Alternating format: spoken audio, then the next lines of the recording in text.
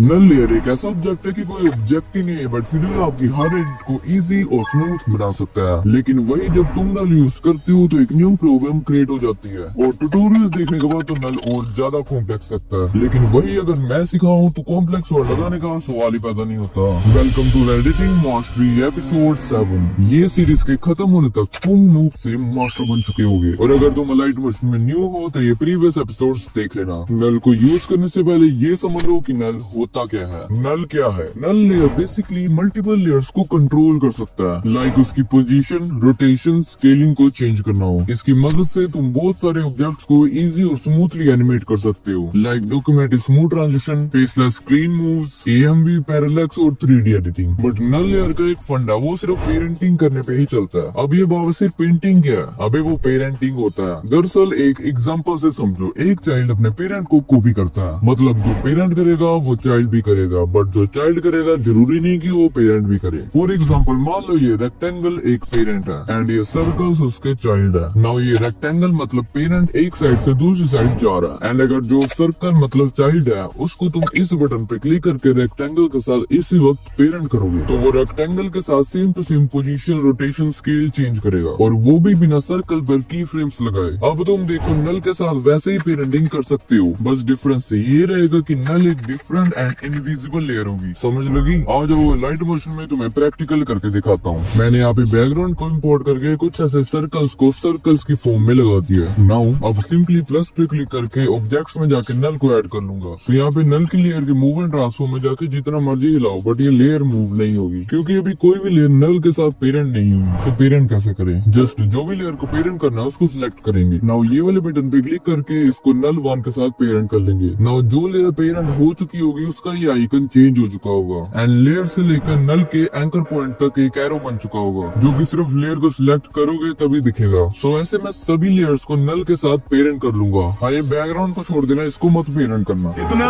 चुभने लगा वो सबको, क्योंकि हमने जो लेयर्स नल के साथ मूव करनी है सिर्फ वही लेयर्स को नल के साथ पेरेंट करना। अब सभी लेयर्स तो नल के साथ पेरेंट हो चुकी है, सो मैं नल पे आऊंगा, रोटेशन में जाऊंगा, की फ्रेम लगाऊंगा एंड थोड़ी आगे आके इसको रोटेट कर दूंगा। सो जितनी भी लेयर्स इसके साथ कनेक्टेड थी वो सभी यहाँ पे मूव कर रही है। एंड अगर तुम ध्यान से देखोगे तो तुम नोटिस करोगे ये जो रोटेशन वाली लेयर्स की ये सीधी नहीं है। सो इसको फिक्स करने के लिए कोई भी लेयर में जाओ, इफेक्ट्स में जाओ एंड नीचे अदर सेक्शन में आपको नीचे करके मिल जाएगा एक पेरेंटिंग हेल्पर। इस इफेक्ट को ऐड करके तुम इसकी रोटेशन को लॉक्ड करोगे तो तुम नोटिस कर पाओगे कि ये सीधा अब पूरा फिक्स हो चुका। नाउ ये सेम चीज सभी लेयर्स पे करेंगे एंड अब इसको प्ले करूँ तो ये देखो अब लग रहा है कुछ बन रहा है। नाउ इस एनिमेशन को खत्म करते हैं। जस्ट एक कैरेक्टर डाल देता हूँ एंड बैकग्राउंड को डुप्लीकेट करके कैरेक्टर के नीचे रख देंगे। नाउ वेक्टर टूल में जाके इसकी आर्म्स के नीचे का सारा एरिया सिलेक्ट कर लेंगे। सिलेक्ट करने के बाद शेप एंड बैकग्राउंड को सिलेक्ट करके ये बटन पे क्लिक करके ग्रुप कर देंगे। नाउ ये बना फाइनल। चलो ये तो होगी एक बात। अभी मैं तुम्हें नल की मल्टीपल लेयर्स एंड उससे स्मूथ एनिमेशन बनाना सिखाऊंगा। जस्ट यहाँ पे मैंने 2 लेयर्स ऐड किया, एक यूट्यूब का frame and text popup. Just मैं दोबारा नल को ऐड करूंगा। नाउ अभी मैं क्या करूंगा कि नल को सभी लेयर्स के साथ कनेक्ट कर दूंगा। ओए उल्टा बोल रहा हूँ मैं, ओ सॉरी। सभी लेयर्स को नल के साथ कनेक्ट कर दूंगा। हाँ, ये बैकग्राउंड को मत छोड़ना, इसको भी कनेक्ट कर दो। नाउ नल के लेयर को सिलेक्ट करेंगे, इसके स्केल को बढ़ा के इसको रेड GS के टेक्स्ट पे रख देंगे, मतलब कुछ ऐसे। नाउ नल पे move and transform and scale पे एक की फ्रेम लगाएंगे स्टार्टिंग पे एंड एक 15 सेकंड पे लगाएंगे। नाउ जो सेकंड की फ्रेम है उसको यहाँ पे बाहर कर लेंगे, मतलब स्केल आउट कर लेंगे एंड कुछ ऐसा सा की फ्रेम दे देंगे। अगर की फ्रेमिंग नहीं आती तो ये वाली वीडियो जाके देख लेना। एंड यहाँ पे पहले नल के काम की समाप्ति हो जाती है। नाउ कुल 10 सेकंड के फ्रेम पे एक न्यू नल ऐड करेंगे। वही सेम प्रोसेस है, ऑब्जेक्ट्स में जाके नल को ऐड कर लूंगा। अब सभी लेयर्स को नल के साथ कनेक्ट नहीं करना क्योंकि वो सिर्फ एक ही चीज के साथ कनेक्ट हो सकती है, मतलब ये सभी लेयर्स ने नल 1 को पावर दी है अपनी। नाउ नल 1 के पास पावर है, सो नल 1 नल 2 को पेरेंट बना सकता है। हर पाप का एक पाप होता है। सिंपली नल 1 पे जाएंगे, ये ऑप्शन पे क्लिक करके नल 2 के साथ पेरेंट कर लेंगे। नाउ नल 2 पे की फ्रेम देंगे एंड 1 मिनट पे आके इसको नीचे कर देंगे एंड इससे कुछ ऐसा सा ग्राफ दे देंगे। एंड ये याद रखना कि अगर तुमने स्मूथ एनिमेशन बिल्कुल ही मक्खन एनिमेशन बनानी है, सो जैसे तुम्हारी एक एनिमेशन खत्म होती है, जैसे कि नल 1 की यहाँ से खत्म हुई, तो उससे पहले ही नल 2 की एनिमेशन स्टार्ट हो जानी चाहिए। जैसे अभी भी 30 सेकंड पे ये नल 2 की एनिमेशन खत्म हो रही है, सो मैं 25 सेकंड्स पे एक और नल ले लूंगा एंड ऑब्वियसली बात है नल 2 को नल 3 के साथ पेरेंट कर देंगे। हर बाप का एक बाप होता है। नाउ नल 3 पे आके दोबारा से की फ्रेमिंग वगैरह लगा के 10 सेकंड आके आके इसको जूम कर देंगे स्केलिंग से एंड इसको ये वाला ग्राफ दे देंगे दोबारा से। अब आप कहोगे कि इसमें जेड वाली चीज जो 3D डायमेंशन है वो क्यों नहीं यूज की? दरअसल वो वाली चीज मैं अगली वीडियो में यूज करूंगा ताकि आप बिल्कुल भी कंफ्यूज ना हो। नाउ अब यहाँ पे ध्यान से देखो, अब हमने ये जो YouTube का फ्रेम है इसके अंदर जूम इन किया, सो जब ये जूम आउट होगा सो ये YouTube के फ्रेम में नहीं होगा बल्कि कोई लैपटॉप में होगा। समझ लगी?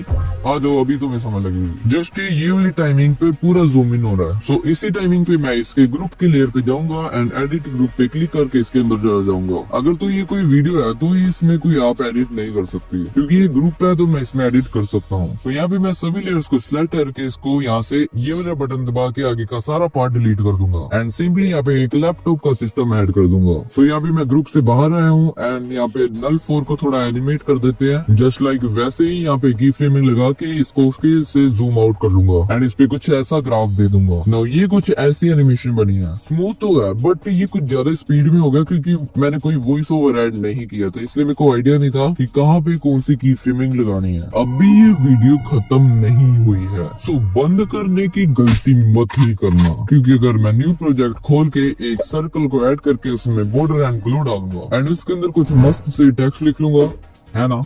तो लिखना वो अच्छा। नाउ ये चारों लेयर को सिलेक्ट करके मैं ग्रुप कर दूंगा एंड इसको डुप्लीकेट करके साइड में छोटा करके रख दूंगा। तेरे पास बिग लाइट है, मुझे भी देना। अब ये स्मॉल लाइट है। इस साइड वाले सर्कल को सिलेक्ट करो एंड 30 सेकंड पे आके एक की फ्रेम दूंगा एंड स्टार्टिंग में एक की फ्रेम दूंगा। नाउ स्टार्टिंग में आके इसको इसके अंदर बांट दूंगा, मतलब ये हाइप के पीछे छुपा दूंगा एंड सेम चीज स्केल पे भी करेंगे। 30 सेकंड पे आके की फ्रेम एंड फर्स्ट पे आके इसको बिल्कुल ही 0 कर दूंगा एंड दोनों एनिमेशन में ग्राफ्स लगाना ना भूलना। ये क्या बना दिया अभी? रुको तो सब्र करो, जस्ट एक नल लेयर ऐड करो एंड ये जो साइड वाला सर्कल है इसको नल के साथ पेरेंट कर दो एंड नल की रोटेशन में कुछ ऐसी की फ्रेमिंग लगा के 30 सेकंड पे आएंगे एंड इसको रोटेट कर देंगे। पूरा इतना नहीं, सिर्फ थोड़ा सा। नाउ जो सर्कल है उसके इफेक्ट में आएंगे एंड पेरेंटिंग हेल्पर को ऐड कर लेंगे जो कि हमने पहले भी किया था, जिससे माल पानी सीधा हो जाता है। एंड एक और इफेक्ट ऐड करो जो कि आपको अदर्स के सेक्शन में मिलेगा, एको की फ्रेम्स। इसके सेकंड्स को मैं अपने हिसाब से 0.1 रख लेता हूँ, काउंट्स को कुछ 5 रख लेता हूँ एंड अल्फा को 0 कर दूंगा। दरअसल ये इफेक्ट कुछ जानना है क्या तुमने?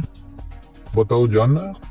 हाँ बताओ। अच्छा क्या तुमने पूछ लिया। जस्ट ये एक एनिमेशन है, अगर मैं इसमें एको की फ्रेम्स लगा देता हूँ तो इसको ऐड करने से आपको एक और स्टार दिखेगा यहाँ पे जो इसके साथ मूव हो रहा है। अगर मैं इसके सेकंड्स को बढ़ाऊं तो इसकी वही डिले बढ़ जाएगी, मतलब ये उतनी ही लेट आएगा। मैं इसको 0.1 पे रखता हूँ ताकि ये थोड़ा साथ में रहे इसके। आप काउंट्स को बढ़ाओगे तो ये नंबर ऑफ जो स्टार्स है ये बढ़ जाएगी एंड अल्फा को बिल्कुल 0 करने से इसमें फेड इन इफेक्ट आएगा। अब ये देखो कितनी स्मूथ एनिमेशन होगी। इसमें अगर मोशन ब्लर डाले तो और बन जाएगी एंड ताकि फ्लैट ना लगे इसलिए मैं मोशन ब्लर ऐड कर लेता हूँ। वैल्यू मैं कम ही रखता हूँ, लाइक 0.5। नाउ अभी कुछ ऐसा दिख रहा है। अगर मैं इसको अनहाइड करूँ तो ये देखो कुछ ऐसे बाहर आ रहा है। सो भी कंटिन्यू करते हैं। नल क्लियर पे आएंगे, सेकंड की फ्रेम को थोड़ा आगे कर देता हूँ मैं एंड इसके रोटेट को थोड़ा बढ़ा देता हूँ, इतना भी नहीं, थोड़ा कम इतना। नाउ ये कुछ ऐसे बाहर आ रहा है। ये यहाँ पे खत्म नहीं होता। अगर मैं ये लेयर को सिलेक्ट करके इसको डुप्लीकेट कर दूं एंड इसके सेकंड की फ्रेम को इसके थोड़े से पीछे कर दूं, कुछ ऐसे एंड ऐसे ही 4 और बार करूं तो ये कुछ एनिमेशन सी बनी है। बट उसको देखने के लिए सबसे पहले मैं इसको सभी लेयर्स को सिलेक्ट करूंगा, ग्रुप करके इसको स्केल से छोटा कर लूंगा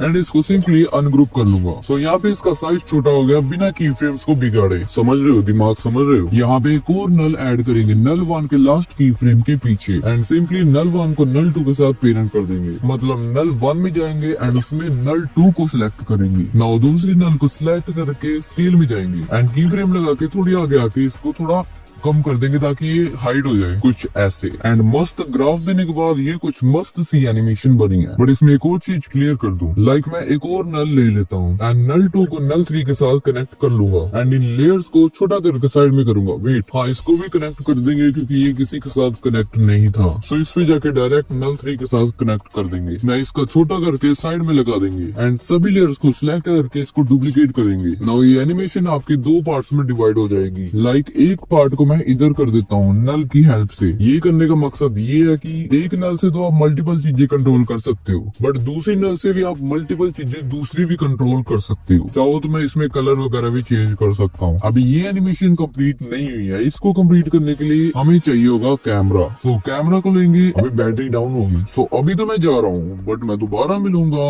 अगले एपिसोड में जिसमें हम parallax animation, 3D editing, camera और नल को पूरे पोटेंशियल के साथ यूज करना सब फोड़ देंगे।